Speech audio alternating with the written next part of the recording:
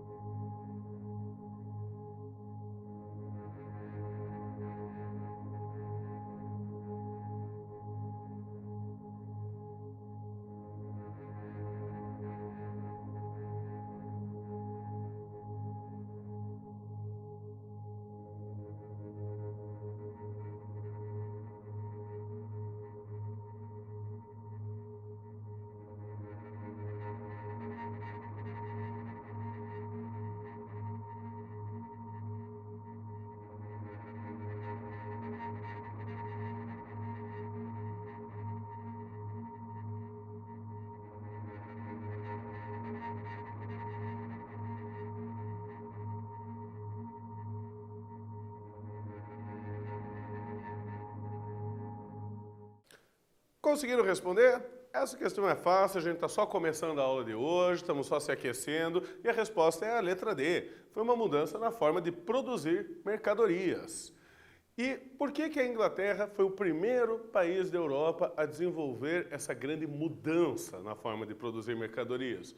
Bom, primeira coisa, desde o reinado de Elizabeth I, aquela que veio antes da família Stuart, da dinastia Stuart, que a gente estudou na Revolução Puritana, na Revolução Gloriosa, a Inglaterra havia acumulado muito dinheiro, havia acumulado capital, por meio do comércio e da pirataria, além da exploração de suas colônias na América e na Ásia.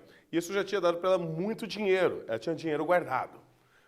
Outra coisa, a agricultura, que a gente já tinha falado, do cercamento, que vai mover a população para a cidade, ela já tinha uma agricultura bastante moderna, com novas técnicas agrícolas, porque já era uma agricultura que visava o lucro e não a vida só, existir. Só plantei o que eu preciso comer. Não, visava vender e adquirir mais bens.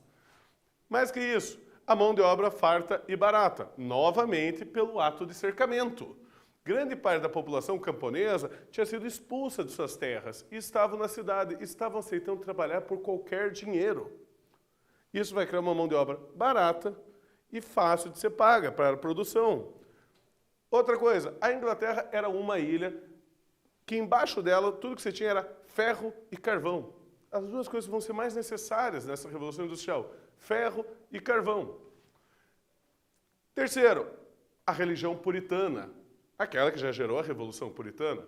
O puritanismo, ele não condenava o lucro. Ele achava que se você lucrasse e você tivesse bastante dinheiro, é porque você tinha a bondade divina. Então valia a pena você lucrar. E mais que isso, eles defendiam que a vida deveria ser voltada apenas a duas coisas: trabalho e oração. Ou seja, trabalhe e reza, trabalhe e reza. Deus ajuda quem cedo madruga.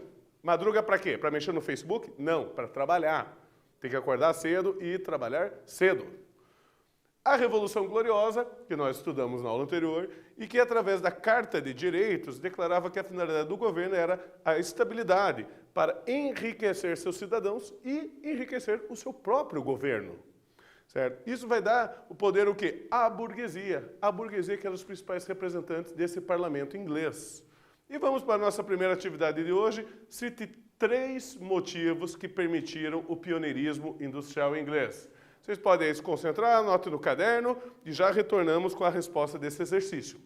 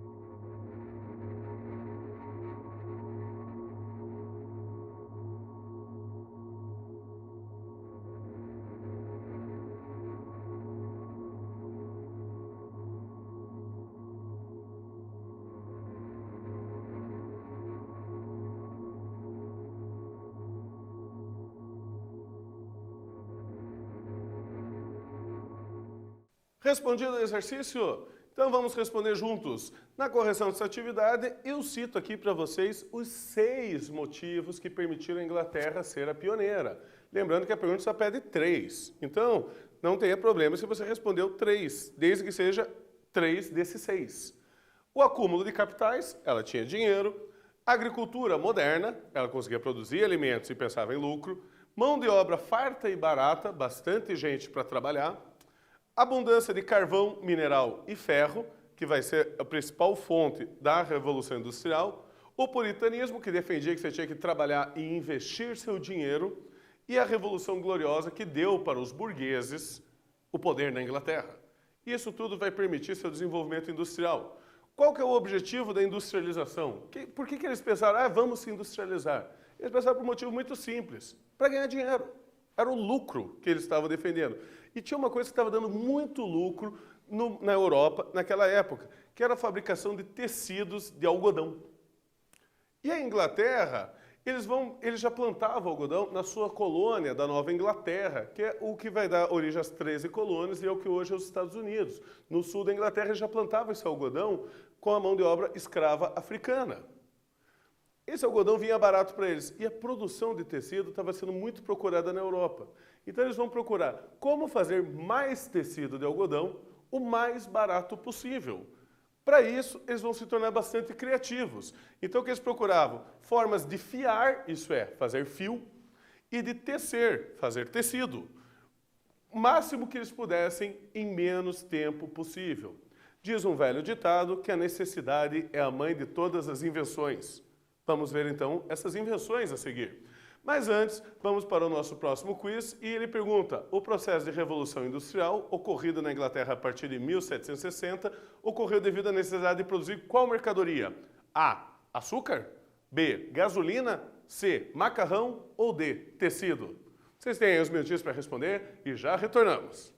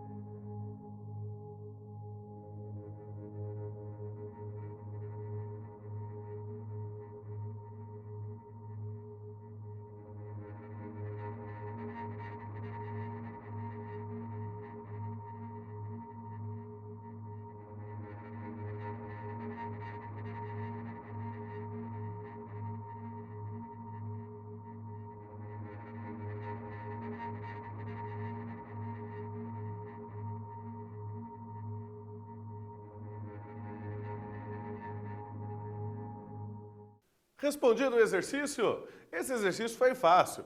Tudo isso aí, todo o processo de Revolução Industrial, procurar produzir tecidos. Isso que valia muito lucro no mercado. Tecidos, lembre-se, de algodão. Certo? E aí vem, como eu já falei para vocês, a necessidade é a mãe de todas as invenções. E qual vai ser a primeira invenção para isso? Vai ser a chamada lançadeira volante. Essa lançadeira volante vai ser inventada em 1760 por John Kay e ela permitia você produzir grandes peças de tecido com poucos trabalhadores. Aí você conseguia produzir mais tecido, gastava menos pagando os trabalhadores e produzia mais tecido ainda para ser vendido. E isso aumentava o lucro. Mas isso aqui tinha um problema. Você precisava de mais fios. Como que você vai fazer então para produzir fios? Necessidade é a mãe das invenções. Você vai ter aqui a Spinning Jenny. Já que precisava de mais fios, eles vão criar uma nova máquina para produzir fios. Vai ser inventada por James Hargreaves e ela vai permitir que uma única pessoa realizasse o trabalho de fazer a mesma quantidade de fios do que 12 pessoas. Só que ela tinha um problema. Os fios dela eram muito quebradiços, não eram fios tão bons assim. Mas ele pelo menos conseguiu aumentar a quantidade de fios disponível no mercado. Voltamos com a necessidade, é a mãe de todas as invenções. Aí você vai ter alguém que vai tentar resolver a fabricação de fios. Esse carinha é Richard Arkwright, que ele vai inventar a chamada water frame. Ela era uma máquina de fiar que ela era movida por uma roda d'água. Como assim? Esse sisteminha que nós temos aqui desenhado, ele vai servir para fazer fios. Isso aqui você liga numa roda d'água, ou, por exemplo, ou talvez num moinho de vento, em que a própria força do rio ou a própria força do vento faz essa máquina se movimentar. A partir do momento que essa máquina se movimenta sozinha, ela começa a produzir sozinho. Aí a gente está chegando perto daquilo que a gente chama de fábrica hoje. Estamos chegando bem perto. Ela garantia maior produção, só que ela tinha um grande problema. E se o rio secasse? Ou se o rio tivesse uma grande correnteza, podia quebrar essa máquina. Então você não tinha como garantir o tempo de produção dela, mas quando estava tudo certo, produzia. A mesma coisa, se você ligasse essa roda num moinho de vento, nesse moinho de vento, vai que vem uma tempestade, podia estragar a máquina, por forçar ela demais. Mas isso aqui já tirava o trabalho da mão das pessoas e passava o trabalho para a máquina. Até agora, as outras máquinas que eu falei, era ainda uma pessoa que mexia nela e fazia a produção. Era a pessoa que realizava o trabalho. A partir de agora, esse trabalho aqui, ele é realizado sozinho. A pessoa só tem que cuidar da máquina. E ela vai consolidar uma coisa que nós chamamos de sistema fabril. Como ela precisava de ser construída perto de um moinho, ou perto de um rio, tornou-se comum que a pessoa, ao invés de trabalhar em casa, ela tivesse que acordar cedo, sair de casa, ir até o galpão onde essa máquina estava instalada, geralmente perto do rio ou numa colina que pegasse vento, e nesse galpão ela trabalhasse por hora, e não por produção, não trabalhava para produzir mais ou menos, ela ganhava por hora de serviço. Então, você vai ter nesse sistema trabalhadores que ficam em um mesmo galpão, onde está instalado a máquina, e trabalhavam por horas sob a supervisão estrita do chefe, que estava lá observando o horário que você chega no serviço, se chegou atrasado, se não chegou atrasado, quanto tempo você trabalhou, se você teve pausa do almoço ou não. Isso tudo sob observação. Esse sistema todo a gente chama de sistema fabril, é o sistema da fábrica, que funciona até hoje. E que me leva à nossa segunda atividade do dia de hoje, uma perguntinha simples para vocês responderem. Explique o que é o sistema de produção fabril. Vocês terão uns minutinhos aí para responder e já retornamos aí com vocês de novo.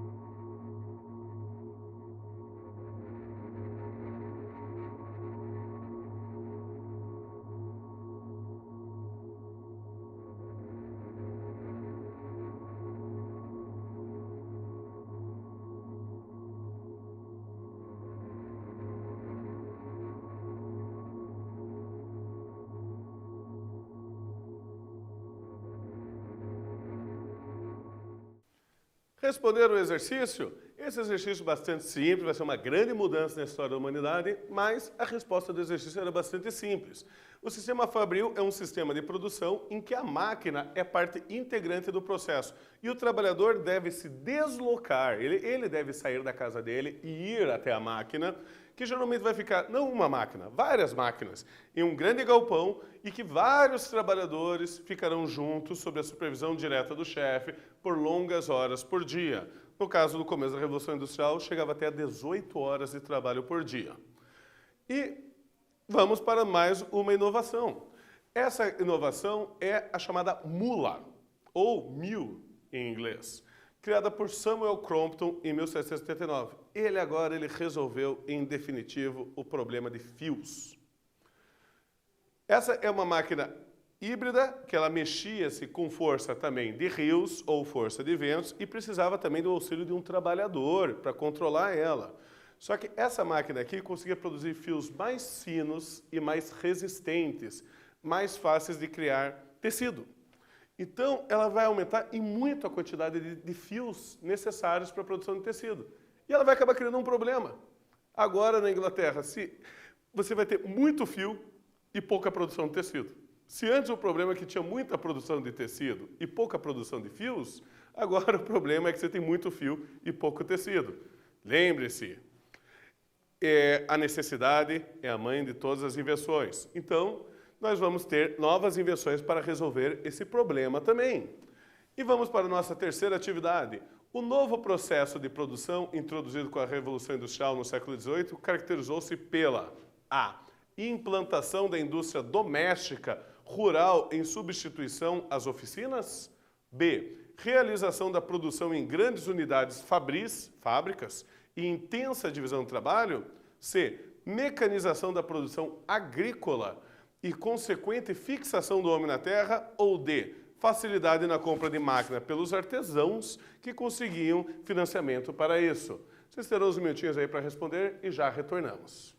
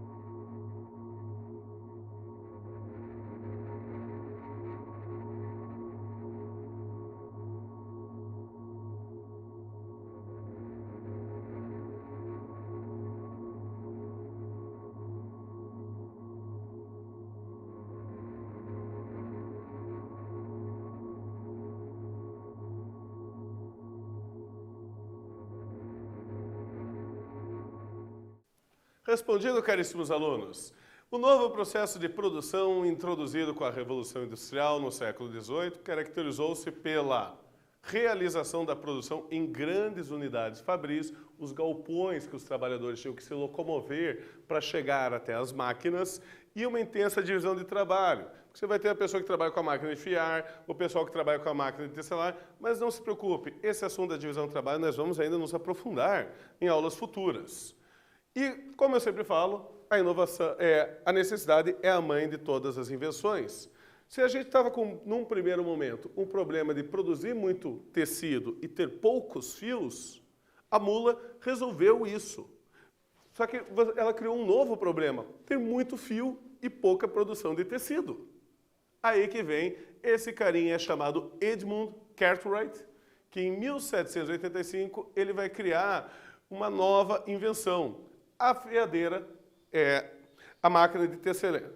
Essa máquina aqui, ela era mecanizada, são várias máquinas que funcionavam juntos, e elas vão começar a produzir mais tecido. Uma quantidade muito grande de tecido, já que tinha fio, dava para produzir mais tecido, e cada vez precisando de menos trabalhadores. Uma trabalhadora dessas aqui, que aparece na ilustração, ela cuidava de 2, 3 máquinas dessas, que produziam sozinho, pela força mecânica, produzia uma quantidade diária de grandes metros quadrados de tecido.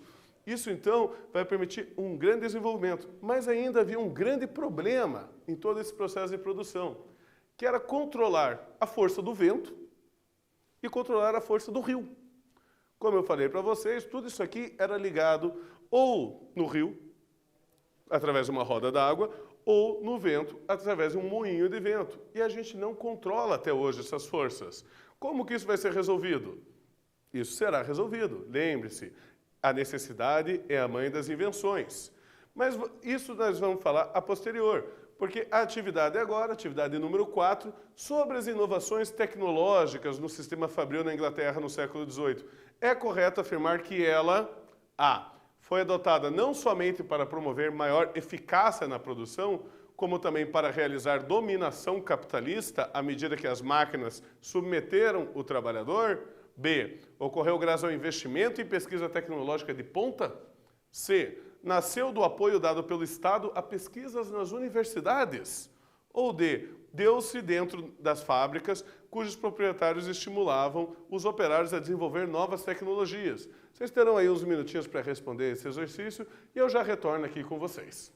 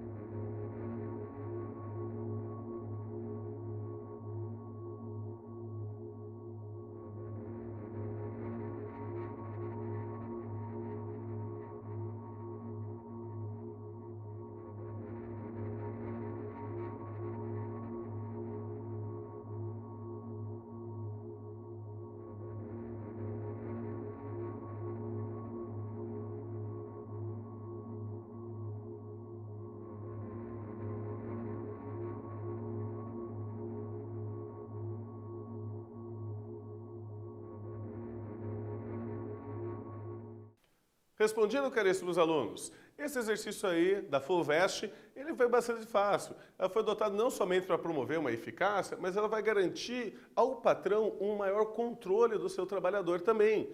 Por quê? Porque agora ele vai saber o horário que o trabalhador começa a trabalhar, quando ele chega no galpão, o horário que o trabalhador tem de almoço, tudo isso vai passar a ser controlado pelo patrão. Veja que essa é uma mudança que vai acontecer, que ela se mantém até hoje. Você não tem o horário controlado numa sala de aula? Teu pai não tem um horário controlado no trabalho? Isso aí se tornou importantíssimo a partir daqui. Mas não se preocupe que as consequências disso nós vamos falar mais para frente. E o que nós estudamos nessa aula de hoje, então? Que o pioneirismo, o fato da Inglaterra ser a primeira a desenvolver a Revolução Industrial, ela não aconteceu do nada, não foi uma mera sorte, não existe sorte na história. Ela se aconteceu através de uma série de condições que ela já tinha. Revolução Industrial, Revolução Puritana, Revolução Gloriosa, o próprio religião puritana, acúmulo de capitais, uma agricultura moderna. São vários fatores que juntos permitiram à Inglaterra ter essa capacidade de se industrializar. São características que outros países não tinham. A necessidade de melhorar e aumentar a produção de fios de algodão motivou a novas invenções. Certo? E lembrando a vocês que ainda havia um problema não solucionado, mas que na próxima aula será solucionado, que é como controlar o rio ou o vento. Mas isso aí é assunto para a nossa aula de número 28. E que a criação do sistema fabril e mudanças vai resultar na mudança de relações de trabalho entre os homens e suas ferramentas. Se antes o homem controlava a ferramenta, agora a ferramenta começa a controlar o homem. É a ferramenta que vai ditar o horário de trabalho. Não é o homem que vai ditar o horário da ferramenta. E gostaria de lembrar a todos vocês, caríssimos alunos, de não esquecer de acessar o Google Class, responder sua chamada, entrar em contato com o seu professor, tirar dúvidas e sempre fiscalizar ali o Google Class as novas atividades que o seu professor deve estar mandando para vocês, a fim de que a gente possa continuar tendo um bom trimestre. Agradeço a todos vocês e tenham aí boas aulas.